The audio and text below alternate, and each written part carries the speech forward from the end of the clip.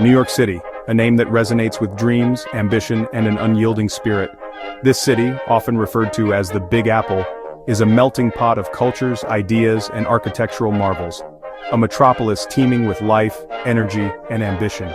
The streets are always alive, filled with the hustle and bustle of people chasing their dreams. From Wall Street's financial giants to the artists in Greenwich Village, every corner of this city tells a story. Since its humble beginnings, this city has been a beacon of dreams, attracting people from all walks of life. Immigrants arriving at Ellis Island, their eyes filled with hope, have contributed to the rich tapestry of cultures that define New York.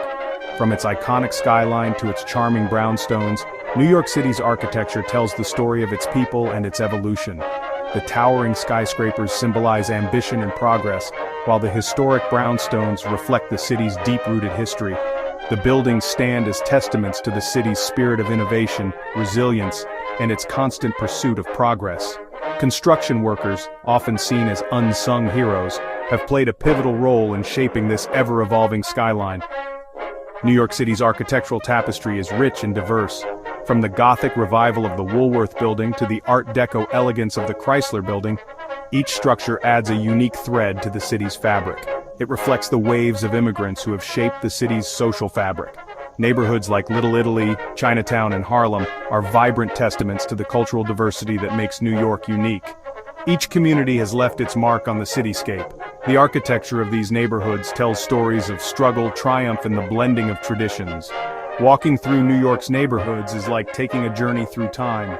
Cobblestone streets, historic landmarks, and modern high-rises coexist, creating a unique blend of past and present. You can experience the architectural styles of different eras. From the Beaux-Arts grandeur of Grand Central Terminal to the sleek modernism of the Seagram Building, the city's architecture is a living museum. But New York City's architecture is not just about aesthetics. It's about functionality. The buildings are designed to serve the needs of the people, providing spaces for living, working, and recreation. It's about creating a built environment that can accommodate the needs of millions of residents. From luxury apartments to affordable housing, the city's architecture strives to provide for everyone. From the city's early days as New Amsterdam to its present-day status as a global powerhouse, New York's architecture has constantly adapted to meet the challenges of a growing and changing city. The evolution of its buildings mirrors the evolution of the city itself. Join us as we delve into the fascinating history of New York City's architecture. We'll uncover the stories behind the buildings and the visionaries who brought them to life. We will explore the different styles and movements that have shaped the city's skyline and neighborhoods. From the early Dutch influences to the modern skyscrapers, each era has left its mark. We will meet the visionary architects who dared to dream big and left their mark on this iconic cityscape. Their innovative designs and bold ideas have helped shape New York into the architectural marvel it is today. Our journey begins in the 17th century, when New York City was still a fledgling Dutch settlement known as New Amsterdam. This was a time when the city was just beginning to take shape, with its early inhabitants laying the foundations for what would become one of the most iconic cities in the world. The Dutch settlers brought with them their architectural traditions, which were heavily influenced by the styles prevalent in their homeland. The city's early architecture reflected its Dutch heritage with charming gabled houses built of wood and brick. These structures were not just homes but symbols of the settlers' resilience and adaptability. The gabled houses, with their steeply pitched roofs and ornate facades, were designed to withstand the harsh weather conditions and maximize the use of limited space. These Dutch colonial houses, with their distinctive stepped gables and gambrel roofs, can still be found in some of the city's oldest neighborhoods. Brooklyn Heights, for instance, is a treasure trove of these historical gems. Walking through these areas, one can almost feel the presence of the early settlers and imagine the bustling life of the 17th century. As New York City prospered and grew in importance, its architecture began to reflect the prevailing styles of the newly formed nation. The transition from Dutch colonial to early American architecture was marked by a blend of practicality and emerging national pride. The streets of New York became a canvas where the evolving identity of the city was painted in bricks and mortar. The Federal style, characterized by its classical influences, symmetry, and restrained elegance, became popular in the late 18th and early 19th centuries. This architectural style was a reflection of the young nation's aspirations and its desire to establish a distinct identity. The symmetry and classical detailing of Federal-style buildings conveyed a sense of order and refinement. Federal-style buildings often featured arched windows, fanlights, and decorative elements inspired by ancient Greece and Rome. These elements were not just decorative but also symbolic, representing the new nation's connection to the democratic ideals of classical antiquity. The use of these classical motifs was a deliberate choice, reflecting the aspirations of a society striving for cultural and political sophistication. One of the finest examples of federal architecture in New York City is City Hall. This iconic building stands as a testament to the architectural and cultural ambitions of the early 19th century. Its design embodies the principles of symmetry, proportion, and elegance that are hallmarks of the federal style. Completed in 1812, City Hall's grand staircase, soaring columns, and elegant dome embody the aspirations of a young nation eager to establish its identity. The building's design reflects a blend of practicality and grandeur, with its functional spaces seamlessly integrated with its aesthetic elements. The grand staircase in particular is a focal point, drawing visitors' eyes upward and creating a sense of awe and reverence. The building's design, a collaboration between architects John McComb Jr. and Joseph Francois Mangin, is a testament to the growing sophistication of American architecture. Their partnership brought together different architectural traditions and ideas, resulting in a structure that was both innovative and rooted in classical principles. This collaboration highlights the importance of cross-cultural influences in shaping the architectural landscape of New York City. The federal style represented a departure from the more utilitarian architecture of the colonial period. It marked a shift towards a more refined and aesthetically driven approach to building design. This transition was not just about changing architectural styles, but also about expressing the evolving cultural and political identity of the nation. It signified a growing sense of national pride and a desire to create a distinct American architectural identity. The federal style was a way for the young nation to assert its place on the world stage, showcasing its cultural and intellectual achievements through its built environment. These buildings, with their classical proportions and restrained elegance, reflected the ideals of the newly formed republic. They were more than just structures.